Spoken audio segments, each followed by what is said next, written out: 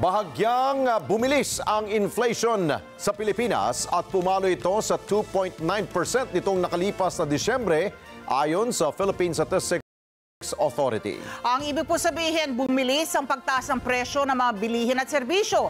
Pero ayon naman po sa PSA, mas mababa naman ito kumpara sa kaparehong panahon noong 2023. At isa sa pangunahing sanhi ng pagtaas ng inflation ay ang presyuhan po na tumaas. Lalo na po yung mga essential goods kabilang ng pagkain at enerhiya. Report mula kay Erlo Bringas.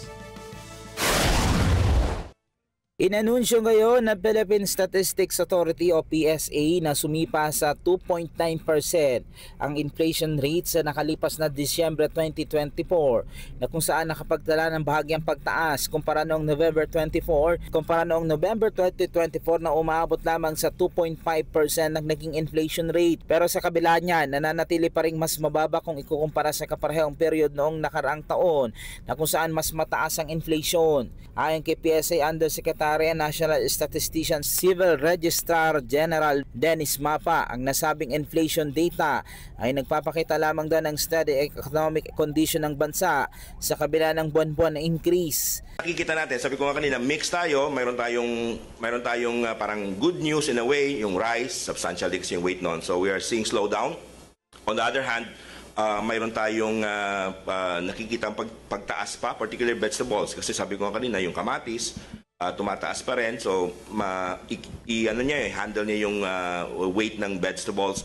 At ang critical, of course, would be the transportation, yung price, weekly changes dun sa price ng fuels, no, diesel and gasoline, kasi substantial din yung ating weight doon. Ang 2.9% rate ay may kukonsidera ding manageable kumpara sa nagdaang December 2023. Nakahatak sa pagtaas ng inflation noong Nobyembre hanggang Disyembre nakarang taon ay ang pagtaas ng presyo ng essential goods kabilang ang pagkain at enerhiya. Isa sa nanguna sa pagtaas ng inflation ay ang food and non-alcoholic beverages, housing, water, electricity, gas at fuels, kasama din ang restaurant at accommodation services.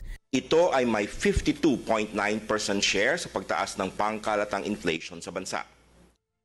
Ang mga pangunahing nag-ambag sa pagtaas ng inflation ng housing, water, electricity, gas, and other fuels ay ang pagtaas ng presyo ng kuryente na may 1.6% inflation mula sa pagbaba ng presyo noong nakarang buwan ng Nobyembre 2024.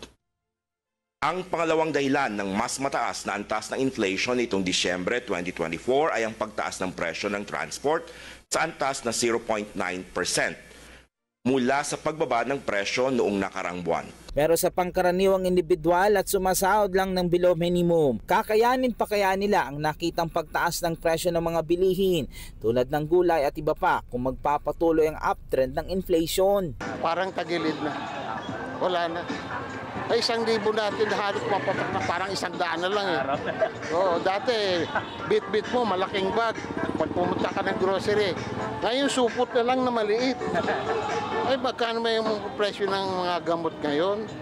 Presyo ng mga bilihin natin na pagpasok ko sa ano, halos triplado na ang presyo. Kaya, ngayon, wala tayong magawang bansa Pilipino, kundi magtiis. Diskarte na lang sa buhay. Erlo Bringas para sa Mata ng Agila, matatag, matapang, matapat. Maraming salamat sa inyo pong pagsubaybay sa Mata ng Agila Primetime. Para malaman ang matatag, matapang at matapat na mga balita, i-follow lamang at mag-subscribe sa AtNet25 TV.